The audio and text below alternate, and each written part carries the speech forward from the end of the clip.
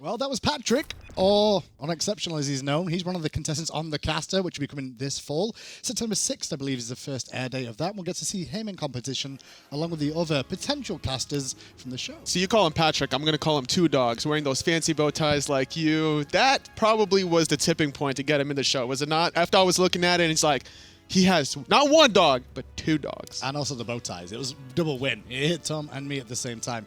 Time, though, to get ourselves hopefully into game for Multiplicity now. If you've only just tuned in, it's a fun game mode today. All day we're going to play multiple different game modes. The pros are going to take part and earn points to see them for tomorrow.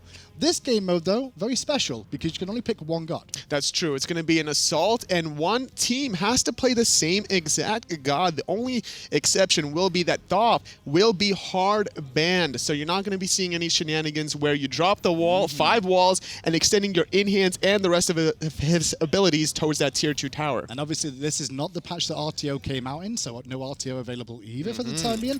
Everybody else definitely available, and the real question is, after seeing the scores there, first of all, is, I guess, what are the most OP things here, Tully? That's why I brought you, because you are the champion of Assault, I heard. Well, not so much necessarily, but I've seen some crazy shenanigans, because some of the, the mode of the day will have those actual, play the same god in Assault, and some shenanigans I saw was Giannis.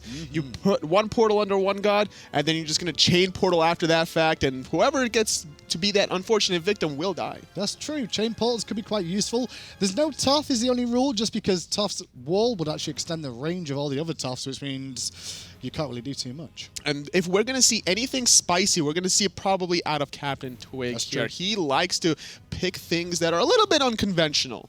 But the problem is, again, they've all got to pick the same god, so you can't just sit there and go, if Twig plays it and it's unconventional, the whole team has to play it as well, and that could get tricky. So while these 10 players, were setting up their computers here, I actually told them all, like, hey, guys, you guys should all play Naja versus Naja. Imagine 10 rings just bouncing around everywhere. Well, Pandacat was suggesting a thing as well, which is have Ramas, all Rama, both teams, and then they all go in the air, but they all have to send one person from their team forward to be the guinea pig who has to try and juke around. That would be really interesting. Survive. It's like, what is it, shooting a fish in a barrel? Yeah, pretty much. It's just one Rama versus 4, basically, in the air, and deal with that. Zyrhoes on the opposition team here today, representing the Minotaurs and iRaffer, and you can see his accolades on the left-hand side. Not a bad performance. No KDA, though, because KDA doesn't matter here in the assault. It's 0. Knowing Zyrhoes, what if we're going to see 5 Morrigans here?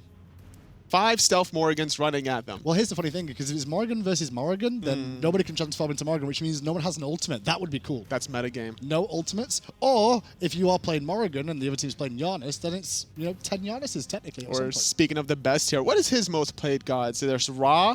Scylla? There's Scylla. Yeah, I was thinking of Scylla specifically, and that would be really interesting. You get a bunch of Sickums, Crushes, I'm a Monsters. I don't know, I think 5 Ras. 5 Ras for me is definitely something. I think Scylla would be a little scary. 5 I'm a Monsters. At the same time.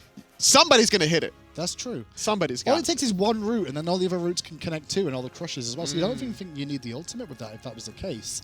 Loki versus Morrigan, that's what I'm thinking. Please, Hindu. What? No more stealth. Loki versus Morrigan? Can you imagine how crazy that would be? Twitch chat hates you right now for just suggesting and speaking of things. That's the name we shall not be named. Twitch chat doesn't mind it so much as long as they're not playing it. That's the key. If you're playing as Loki, it's fun. If you're watching Loki, it's fun. If you're in the game against the Loki, that's where it's not fun. Not fun at all. I remember the split push days of Loki when the backdoor protections was still a thing that you could eliminate that with your decoy. No. Hell versus what? Oh, okay, so I'm going to talk to you a little bit about Assault meta, right? Disgusting. Because I know a lot of stuff about Assault. I play it quite a lot because generally when I get home from work, I don't want to take a serious game because I've been casting all day. I'll jump into some Assaults, get loud, and enjoy myself. Watcher's Gift, definitely a very, very good item. Ah, that makes a lot of sense here. You're going to be able to get a lot of gold, whether or not you're going to get those last hits. But not just that, sustain. And not only that, the minions are worth more gold here in general than in your normal conquest mode. So surprisingly enough, we're getting healers versus a bunch of hunters, but we're going to see a lot of brawlers, beat sticks trying to limit those heals. Can we just make them mute the voice packs, please? This is going to be awful. Just listen to them scream in Hell's 2 different stances. Now you will know pain. Now you will know pain. No, now you will know pain. I've baked cookies. Is that one of the lines she Yeah. says? I didn't know that. Yeah, in her light stance one. She bakes cookies. Okay. Yeah. Well, the big key here is what we're going to see, unfortunately, is 5 Hells play turtle game and poke from distance, and 5 Ulls just looking for 1 axe. The problem is that the axe can be nullified by the cleanse from hell. Not only that, if you're going to get stunned, you can basically guarantee all your light stance one's heals on top of it, so it's going to be very difficult for these Ullrs to get any sort of damage until some of their items get a little bit better. Brawler's Beat Stick is the name of the game for the Minotaurs. I do like we see Raffer going for the Hellwood Amulet as a chain axes and a raw hit, but the cleanses and heals just keep him nicely topped up. And the Minotaurs pushing on with the minions. They will get minion pressure early as expected, but it's still tricky. It's all about the sustain. And look at the itemization here from Manticores. They have the Jade Emperor's Crown trying to limit the physical power out of Minotaurs. They're going to have the Sovereignty to get some of that HP 5. Jade Emperor's Crown for extra physical protection. And then we're going to see Rod of Asclepius being built as well from Kiki. And that's a big thing as well with their builds is like how mixed up they are just to support each other, reducing power, giving each other extra protections potentially as well. And then you've got Anemian Lion on Best, who has basically been in dark stance for most of this game so far. Oh, feeling very spicy as Manticores using the sprint, trying to go in. Benji's the first one potentially to drop here, but gets back to safety for now. Is now Zyrhoes poked down, and the sustain from the Manticores just too much for the Minotaurs as it stands. This was a mismatch of picks and bans. It definitely seems that way. There's still 2 more meditations to be popped for Manticore, so their sustain is very evident here, not just for the Hell kit, but outside on the relic selection. Good work from Best in the backlines. Panda goes in, gets a nice axe on Twig, but Cleanse to the rescue once more before the rest of the Minotaurs can change and help out. Benji getting very low as Best takes a lot of damage, but still alive and gets meditated back towards a decent amount of health for the time being. Minotaurs now on the defense. He was at 10% health, now fully stacked up, and this is going to be very problematic for Minotaurs because the early game will heavily favor out these Hells. The reasoning being is simply because of the base damage in their abilities. They're not going to have the health to really combat this on the side of Minotaurs. This is legitimately an 80% chance of Manticores winning with this composition here. And already emilitoo's going to get first blood by already 2 minutes in. There's a 1 for Kiki as well. The spam is real. And look at the faces and the Minotaurs in the bottom. They realize we can't do anything. Surrender vote was even being started at 2.5 minutes. Emilito's like, we're done for it, guys. We tried to make an offensive play by jumping at them, but as soon as they jump the Ullrs, here comes the cleanses. You're not going to get us axe done anytime soon. So, just going to be able to continue to sustain back up. The good news is, though, with those 2 deaths, it does mean boots are now coming online for Zyrhoes and adapting. So the benefit of dying early in Assault, you can go back and spend some of that gold and put it to use, but at this stage, the gold's not normally enough to at least finish an item. The tactical feeding. I know this all too well you here. do. I do. And will favor out Minotaurs, but the problem is where the fact that Manticores are going to have so much gold, so even if you do kill one of them here, they're going to finish more than just boots. See, this is why everyone hates healers. Look at the bottom left-hand corner, see all the smiles on the faces of the Manticores. Then look at the bottom right-hand corner and look at the faces of the Minotaurs. I mean, to be fair, Zyrhoes is never smiling anyway, It so is Zyrhoes. is it really that much of a difference? Well, if you look at one of the other plays from Minotaurs in a bit, we'll see if that changes. Look, Pandacat's not happy either. Trying to dive into the back Look line at him, there. he's Who's depressed. diving that tower underneath? Pandacat is like he's back playing for United again, just getting farmed as usual. I think what Zyrhoes was trying to do there was try to proxy between that tier 1 and tier 2 tower, trying to stake on in. Raffer. Raffer's going in, though. Yep, great play by Raffer. Good decision making there. Went for the 5v1, and I think that was a good call just to get himself some extra items. He's now going to be able to go back to base and buy stuff. The standard energy strategy coming out of the Guardian, trying to go in 1v5, but this time his teammates were not there. 1 by 1, the Manticores go in, and 1 by 1, the Manticores will be healed back to full health again. Let's listen in to the amazing tactics the Manticores have this game.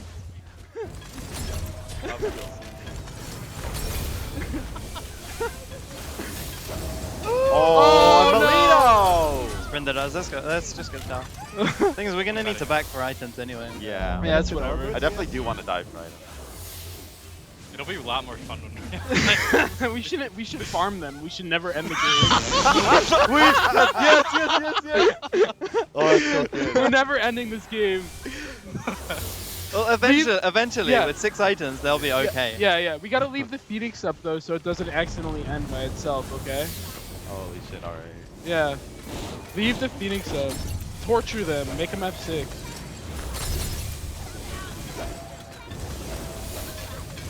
Yours is just auto attack. He's so done.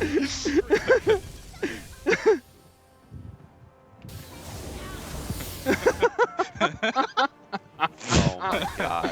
Do not. Emilitoo in the bottom left just feels so bad. Look at him. He's just like, I feel so dirty on this team right now. And that's Emilitoo. He's probably one of the biggest trolls in Europe we have. We were talking about the draft, or the players coming out of the Manticores. That these are all players that theorycraft and do some cheesy things, and just like that, 5 hells coming out in the first assault game. But talk about what they said as well. Let's not even end this. Let's just farm them to high heaven.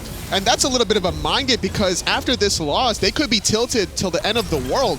Oh, they really could, and that could come into play day 2 as well. The funny thing is, Manticores are putting a target on the back, though, of like, if we're just going to troll you all day, every day, in the Conquest game modes tomorrow, when it gets a little bit more serious, there's going to be trouble.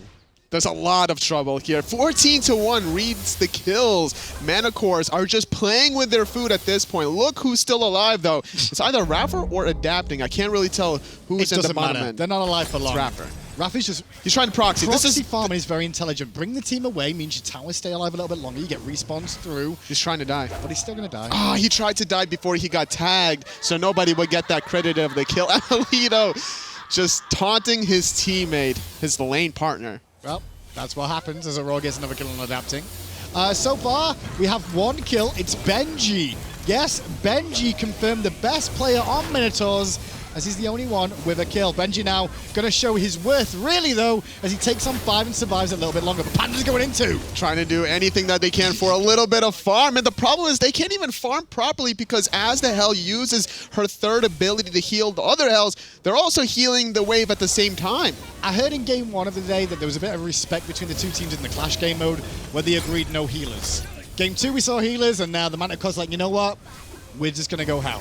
Never again. I think, though, I overheard that the next 2 teams are agreeing to no healers. Oh, we'll see if that is going to remain the case, though, after watching this game. I know, because I think everyone might just go Hell. It could have the Hell versus Hell off. Please.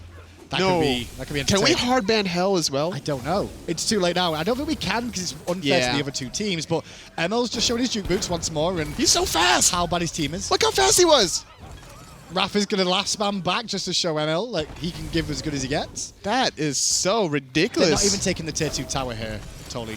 Like, you really can't, though. That's the one issue with any mage, let alone Hell, that the base in-hand damage is just not that high to be able to siege towers or phoenixes. You're really relying on your ability to teamfight and out-sustain the opposition, whereas Ullr will have all the damage in the world. So if they can kill 3 Hells and they can get a 5-on-2 situation, it's going to be in Minotaur's favor to get these towers. It looks like we've seen an Emilitoo go for a scumbag build here of Gem of Isolation potentially up next, just to slow all these hunters down a little bit more. The Minotaurs, though, this isn't terrible for them. Even if they keep dying, they're worth nothing anyway right now. So keep farming, keep going back and buying items, and if Manticores make one mistake and they get wiped, the game will be done. That's very true, but the levels are getting a little bit out of hand here, Hindu. A lot of level 12s on the side of Manticores, and we're looking at Minotaurs. There's only 1 level 11, and no one else even in double digits yet. Typical Smite players, though. You give them a game mode for a bit of fun, and they ruin it.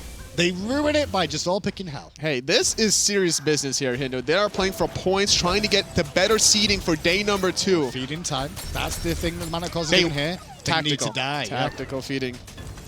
The reasoning behind it is because of how many items are available here. If we're looking at the gold in hand. Yeah, the gold in hand, 5,000 for 3 different players. What would you get with 5k if you were Hell right now? Well, KiKi's definitely finishing off Rod of Asclepius, so that's going to be for certain. So he has that. He probably has another 4,300 gold. It looks like something around there. He can build whatever he wants realistically. The one issue I do see with that graph in the bottom left-hand corner is I don't know which one's which. That's true. They don't say the actual names. We should guess at which one's which. Emilitoo in trouble, trying to juke it out as best he can as the in-hand's coming through from all the hunters. Axe forms as well, but Emil's juke boots are just too good. And Benji will eventually fall, followed by Raffer, who got aggro thanks to the Bluestone Pendant. Now the best is still alive, though. Panda will get a kill. Adapting will live. 29-8. It's like Europe versus NA all over again. Oh, CaptainTwig, though, he wants a little bit of redemption here. Gonna pop out the curse, trying to find a kill here, but a nice turnaround, popping the 3rd ability. This is the scary part about a Hell that has a little bit of items. But the minions are starting to whack away. We respect the archers. Twig isn't, though. He wants to kill on Panda, and Panda's trying to buy some time to get away. Won't be able to juke out the 1, and that's gonna give Twig I don't know which killer the game is because I don't know which name he is on the left. Oh, he's 7-1-19. I mean, it's 31-8. That's the score that really matters here for Manticores. They are just toying with their opposition. Zyrhoes is popping the surrender vote, taking off the headset. No surprise here that 5 Hells is able to out-sustain 5 Ullrs. Cheese is real. 5 Hells, yeah, it's Multiplicity. Yeah, it's 5-on-5. It's the look of the drawing. What god you pick? But they picked Hell. They're so happy with themselves. They should be ashamed, not happy. They should be ashamed. But, you know, it's nice to win one for a change, I guess, is the way they're looking at it for most of them. There is the only team with 3 North Americans on, I believe. Something like that. I think Yeah. Europe dominates in every scene, even the NRG Invitational draft. Juggernauts were coming out. I thought Juggernauts were coming out and giving them handshakes then of like, good game, well played. Congratulations on the Ullr performance there. Nah, they want to kick them out. It's our turn to play. So that's Multiplicity for the first game. Game 2 is going to be between the other 2 teams now, the Titans and the Juggernauts. And that could be interesting too. Do you reckon we'll see more healers? I think I could have sworn I overheard them agreeing to no healers in this second game. We'll see if that agreement holds on. You know what we should have done? We should have made the teams that weren't playing pick the gods for the 2 teams. That could have been more fun. Like kind of troll each other, yeah. 5 Arachnes versus, I don't know, 5 Arachnes versus 5 Morrigans. Different version of Pick Your Poison, which we'll see later on today after this next Multiplicity. So, obviously, points do matter for these teams today. The points seed them into tomorrow. The top team will face the bottom team in terms of points in the semi-final for the grand prize of basically it's over 15,000 for the first place team, 10,000 for second, and a little bit of chump change for third and fourth. So you really want to play well tomorrow, and today kind of sets you up for that. Very important to win that third, fourth place match because it's 3,500 for both third and fourth. So winning that semifinals is going to get you to that guaranteed second place, around 10,000, like you mentioned before. Very big difference. Very, very big indeed. Well, this is it so far for this Multiplicity. We've still got more to come. We're just waiting for the moment to make sure the players get themselves all set up and good to go too for the next game. Because the biggest issue with today is all these different game modes totally. These players have got to keep switching in and out. And normally on a regular broadcast, we won't have as much downtime. But because we're doing different game modes and they've got to get all the settings and stuff ready, it's taking a little bit longer. As a competitive player, though, this must feel really refreshing to them to be able to play different modes. Because I don't think these players usually play Clash on the regular at least, so at least they'll have a little bit of downtime to get away from Conquest before the series games for tomorrow and then get in the right mindset. You say that, though. Barracuda plays a lot of Assault on his stream, so he should be okay with Jeff in this game mode today. 5 Cupids. Ooh. Those 5 Fields of Loves, all the cripples, that could be a nice strategy. 5 Hercules boulders is always one of my favorites, though. Oh my goodness. 5 I just want to see Giannis's. Well, let's find out what we get after this short break. As soon as we're back, we'll be back between the Juggernauts and the Titans in Multiplicity.